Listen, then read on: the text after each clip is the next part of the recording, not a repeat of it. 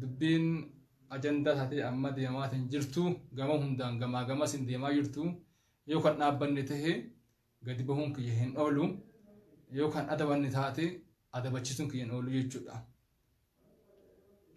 Maaliif jennaan karaan ittiin adabdu hedduu san keessaa tokko dhugaa jirtu namatti himuudha.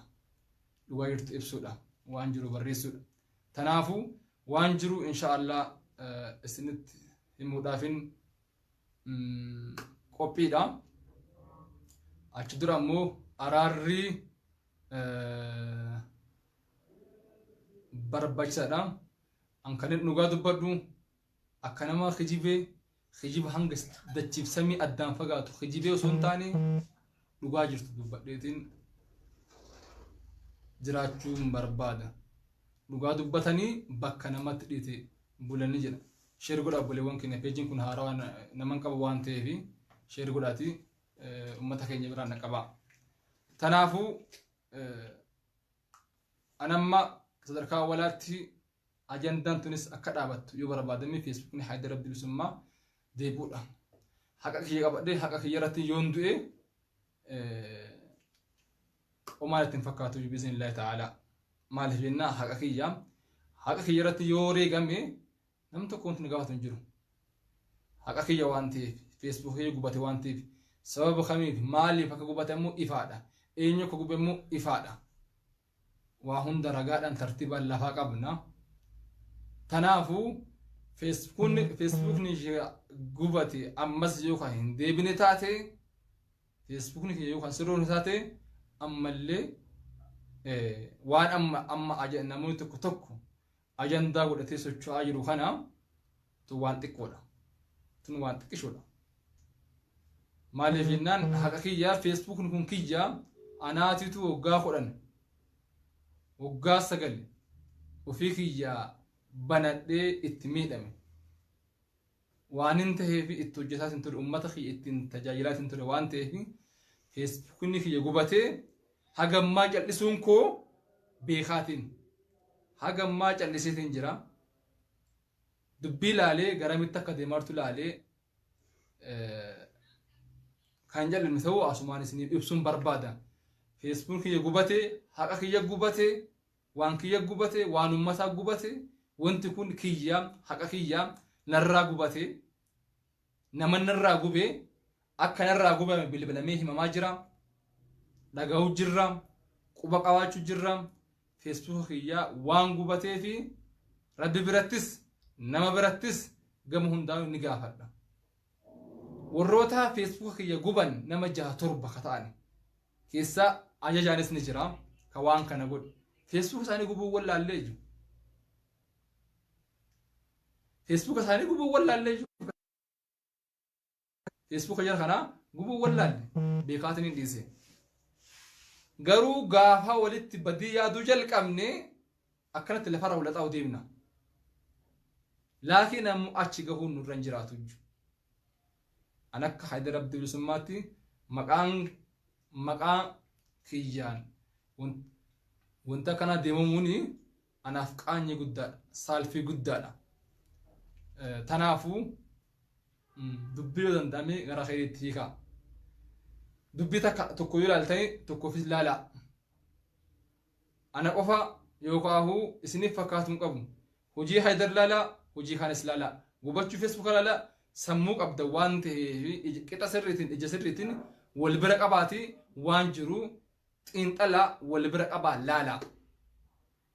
Isin galtee achi qabuu amantaadhaan, achi qabuu sabaan, achi qabuu naannoodhaan dhiisaatiin qixa sirriitiin ija sirriitiin waan jiru kana laaluun isinirra jiraata jechuudha.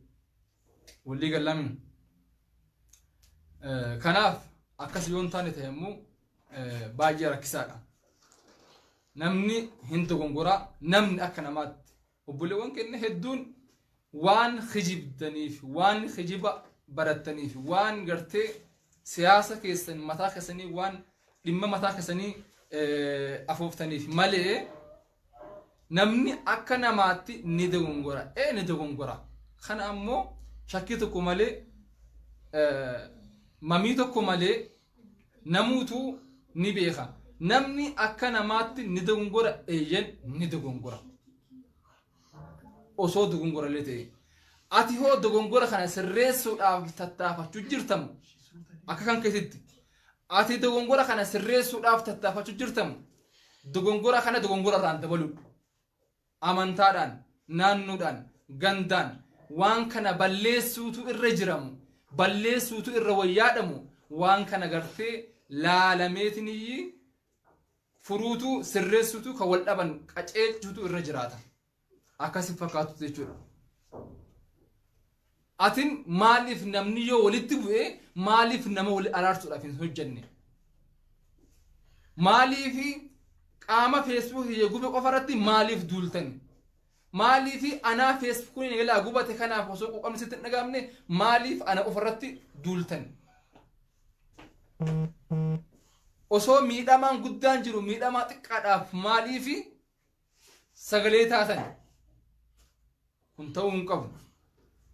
Ani haa miidhamu inni haa miidhamu abbaan fedhe wanti fedhe haa miidhamu ati ammoo an miidhuu danda'a namtichaan Facebook gubee miidhuu danda'a abbaan fedhe wal miidhuu danda'a namni fedhe wal miidhuu danda'a laakiin yeroo miidhaan takka argamte ati namoota wali araarsu keessaa himoo namoota tokko deeggaree tokko arrabsaa tokko olkaasaa tokko gabbuusaatiin kaan achi qabaa kaan as qabaa dachii wali buusuu fi tan haftayyuu wali bukeessu keessaa yaati.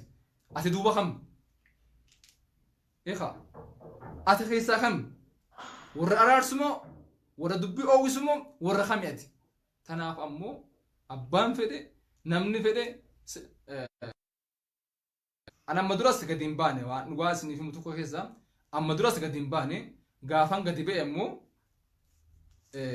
waan biraati laakiin ammoo wanti dhaabbadheetiin irra ejjadhee isinitti himuu jiraate hanga Facebook ni Haydar Abdii bilisummaa deebi'utti akkaan duubatti hin deebine irra dhaabbadheetiin isinitti hima. Haqa kiyya waan ta'eef haqa kiyya irra dhaabbadheetiin waan barbaade nama barbaade gaafachuu hin dandaya. Amma dura hin dubbanne amma dura waan takkaahuu hin haasawine haasawuudhaaf deema dubbachuudhaaf deema. Tanaaf hundumti keessanuu Facebook akkanaa deebu osoo naan deebine callisuun hanga ammaa beekaatiin Facebook irratti ati kan waan hin taane laxaftu ati nama wali buusu ka deemtu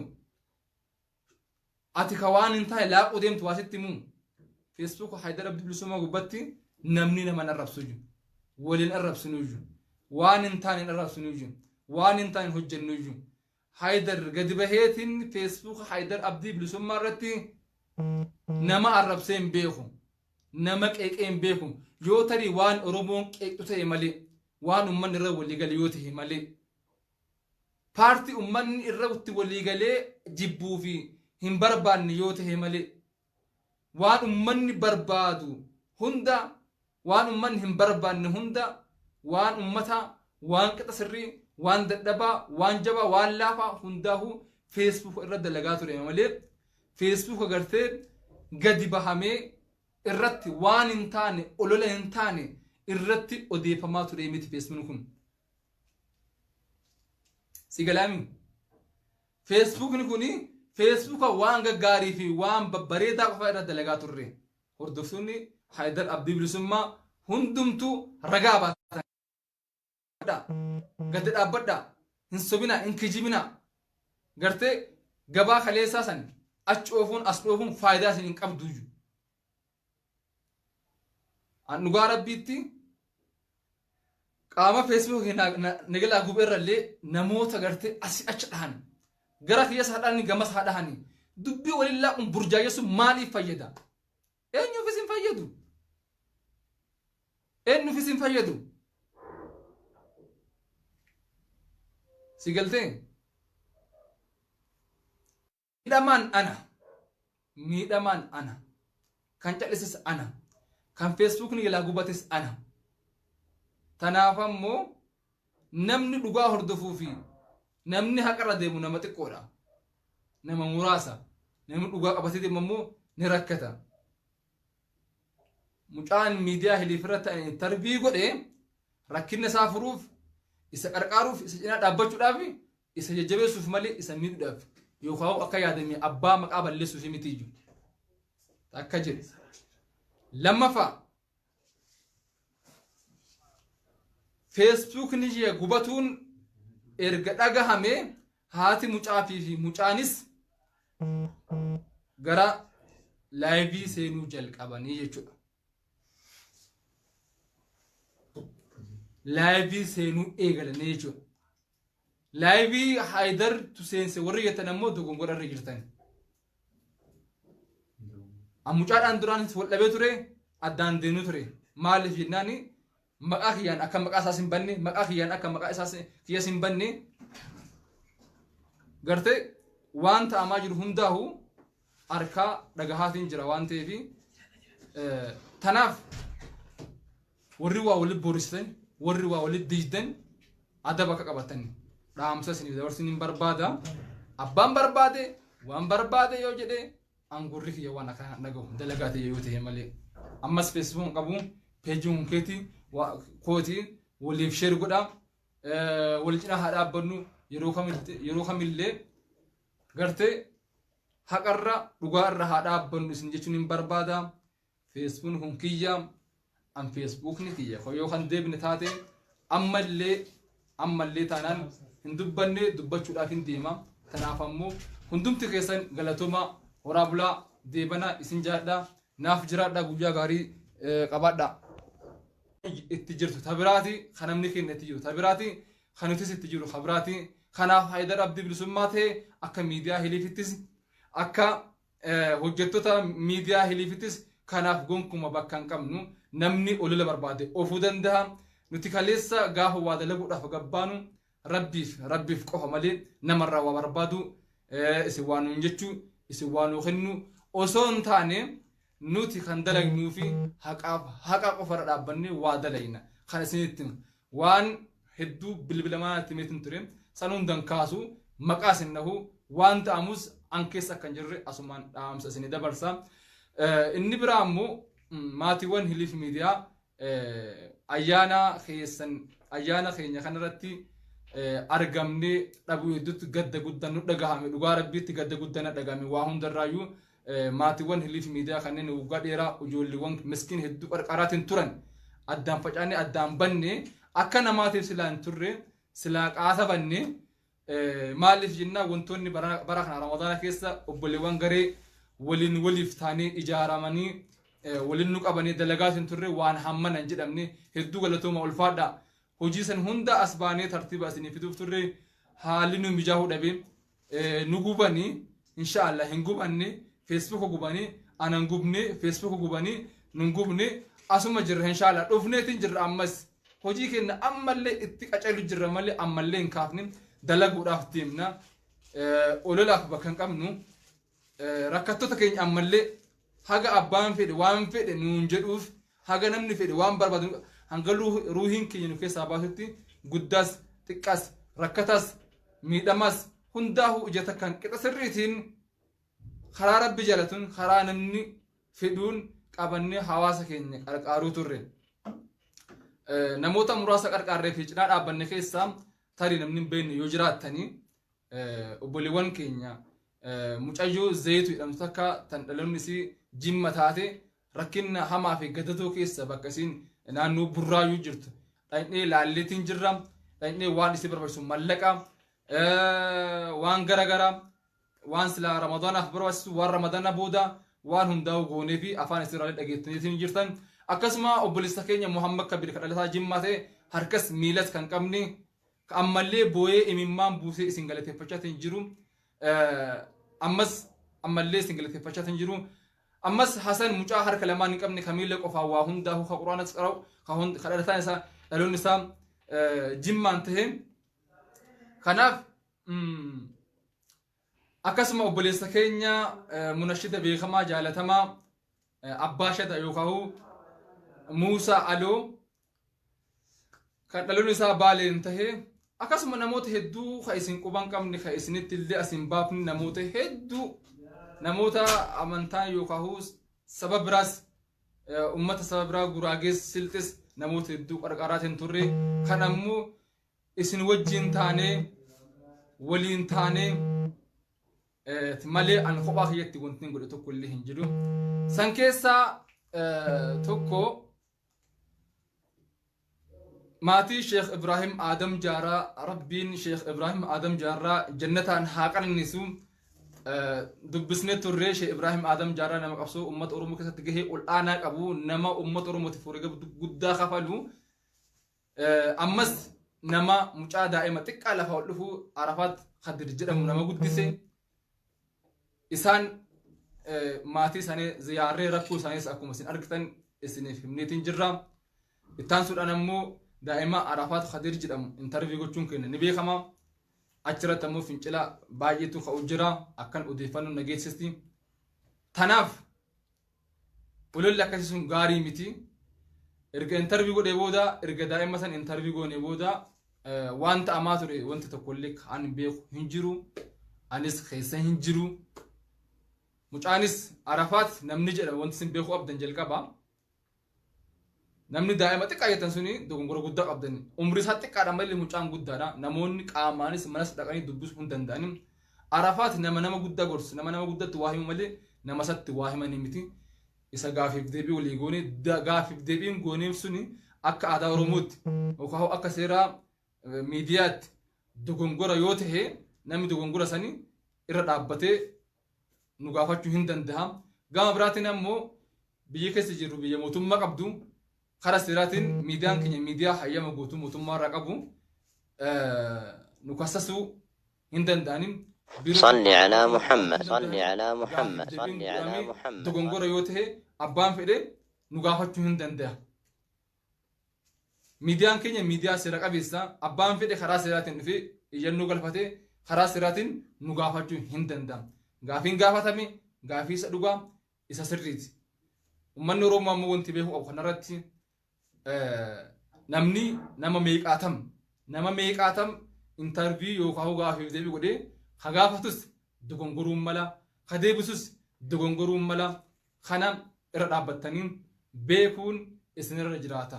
Kanaaf ammoo hoyi bitaaf mirgaa adeemsifamtu ammoo akka bu'aa hin qabne akka faayidaa hin qabne gammanaan isiniif ibsuun barbaada.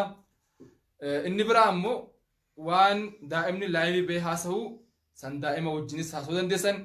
Mucaan kun maatii qaba. Maatii gaafanneetiin hayyama maatiitiin intarviyuu goone barbaadee ofiisaatiin yeroo 2 yeroo 3 beellamnee fi dubbiin tun akkam jennee gaafannee intarviyuu goone maatii gaafachuu dandeessanii. Mucaa kana nama guddisee jira akkuma gaafii deebii irratti arkitan dhageessan san mucaa kana nama guddisee jira. Nama bira jiru jira. Tarii abbaan ittiin waamamu sun wal quba qabaachuu dhabuun malani.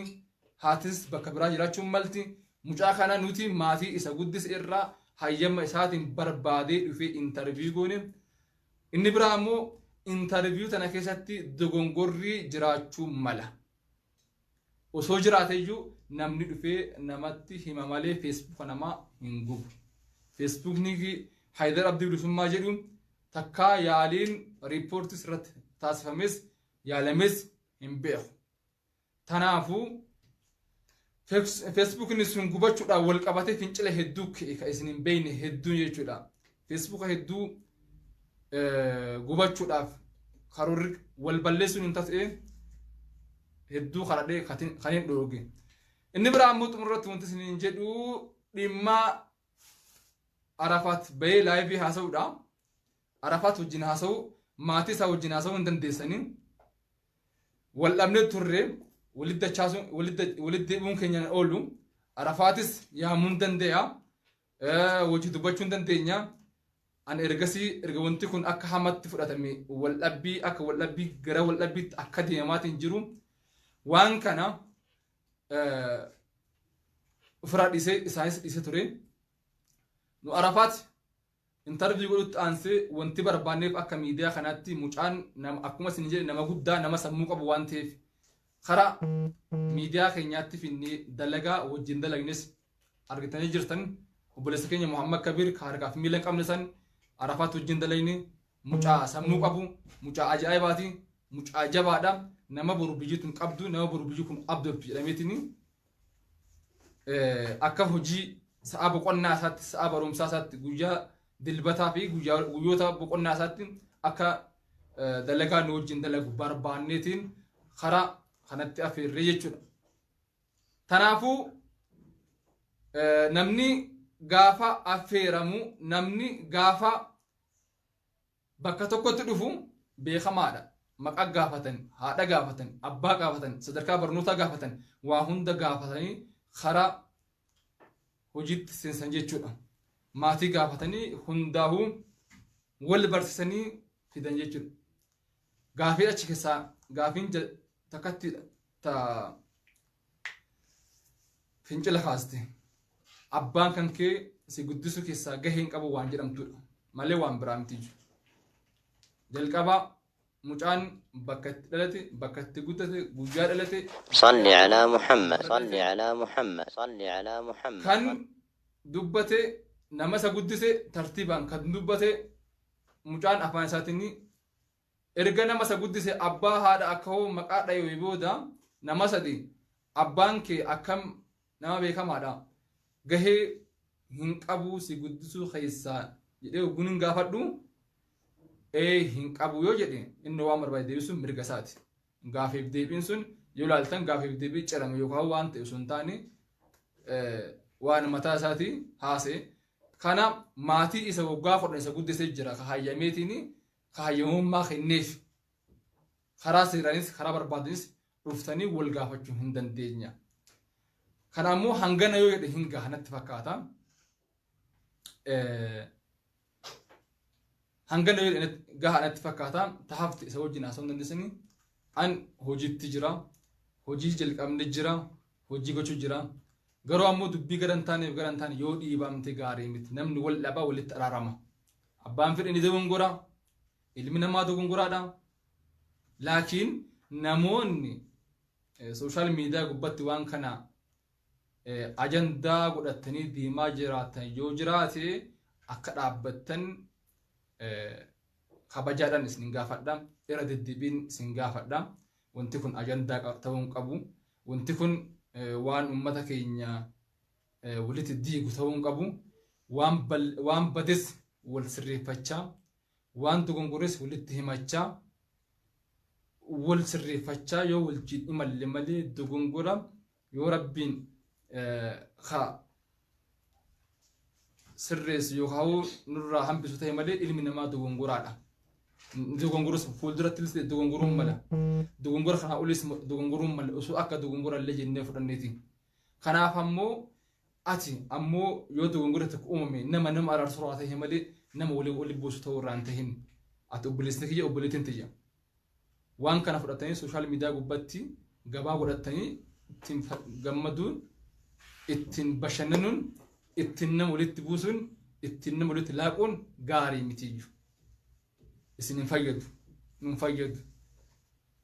An ulolli barbaade yoo an irra deeme miidiyaa keenya irra yoo deeme abbaa barbaade irratti abba dalabde hanga xurii keessa tanatti hin fakkaatu. Maaliif innan taa'aa miti tana olii keessa illee qaxxaamureetiin jira. Waan fuulduratti illee namudatu hin beeku. Kanaaf ammoo isin warri gidduu seentanii harka dhoofsanii warroonni ajandaa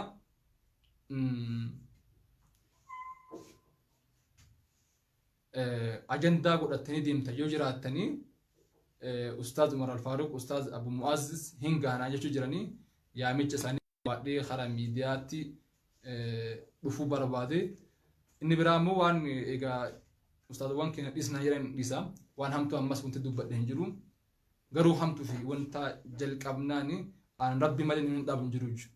Dhugaa isinitti hima. Waan hanga ammaa hin oowwine hanga ammaa hin kaane gaafan kaa'immu namni hin dhaabu tokko illee yoo rabbii haaliqa ta'e malee abbaan fedhe dhaabuu hin danda'u. Hanga ammaa garuu nama tokkoofis gurran kennin nama tokkos hin dhageeffanne waan takkas hin jenne kanas sanis hin jenne jechuudha. Walii galan waliin galan akkana. Kanaaf ammoo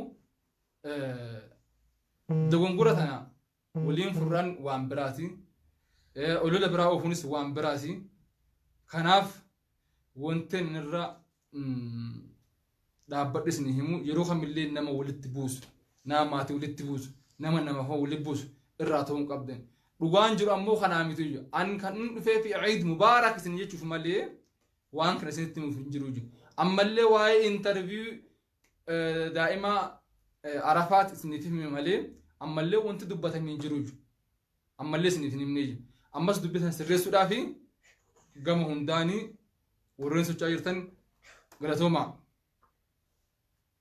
kanaaf nama waa dalagutu waa gufaatti nama manaa gadi beetu yookaan gufuun dhahaa kan ammoo beekuu qabdan isinii galee inni biraa ammoo dhimma feesbuuk kiyyaa hiree nama hedduuti hiree kiyya hiree nama miskiina hedduuti hiree nama baay'eeti anaaf tarii akka nama kaawanii isin dhagahamte irra feesbuuk ni gubachuun anatti dhagahamee jira dubbiti tartiibaan naaf qabadha